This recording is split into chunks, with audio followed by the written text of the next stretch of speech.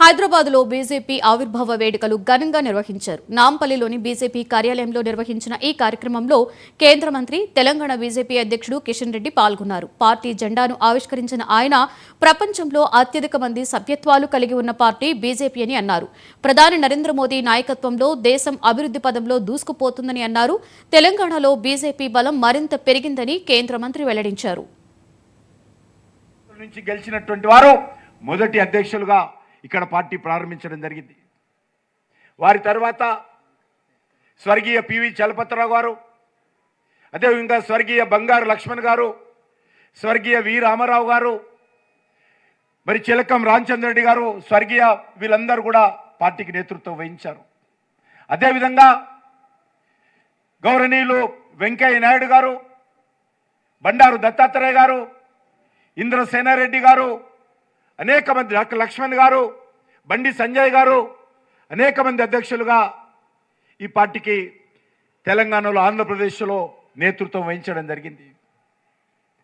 ఈ కార్యక్రమంలో భాగంగా మరి పార్టీ కార్యక్రమంలో పోరాటాలు కొనసాగిస్తూ అనేక మంది కార్యకర్తలు బలిదానమయ్యారు.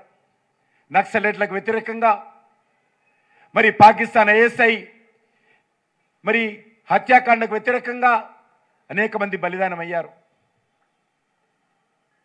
ముఖ్యంగా మన హైదరాబాద్ నగరంలో ఇక్కడ కార్పొరేటర్గా భారతీయ జనతా యువ మోర్చా అధ్యక్షులుగా ఉన్నటువంటి నందరాజు గౌడ్ గారు కానీ, లేకపోతే దేవేందర్, ఆర్ఎస్ఎస్ కార్యకర్త దేవేందర్ కానీ,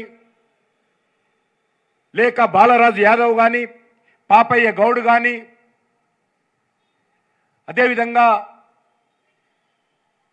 సికింద్రాబాద్లో ఏబీవీపీ నాయకుడు జయానంద్ కానీ, కృష్ణవర్ధన్ రెడ్డి కానీ, చంద్రారెడ్డి కానీ, అనేక మంది కార్యకర్తలు ఈ యొక్క జాతీయ భావజాలం కోసం బలిదానమైనటువంటి నగరము మన హైదరాబాద్ నగరము, తెలంగాణ రాష్ట్ర రాజధాని. అదేవిధంగా నక్సలైట్లకు వ్యతిరేకంగా అనేక మంది విద్యార్థి పరిషత్ కార్యకర్తలు కానీ, భారతీయ జనతా పార్టీ కార్యకర్తలు కానీ, కిసాన్ సంఘ్ కార్యకర్తలు కానీ ఇదే తెలంగాణ రాష్ట్రంలో బలిదానమైనటువంటి చరిత్ర మనం చూస్తూ ఉన్నాము.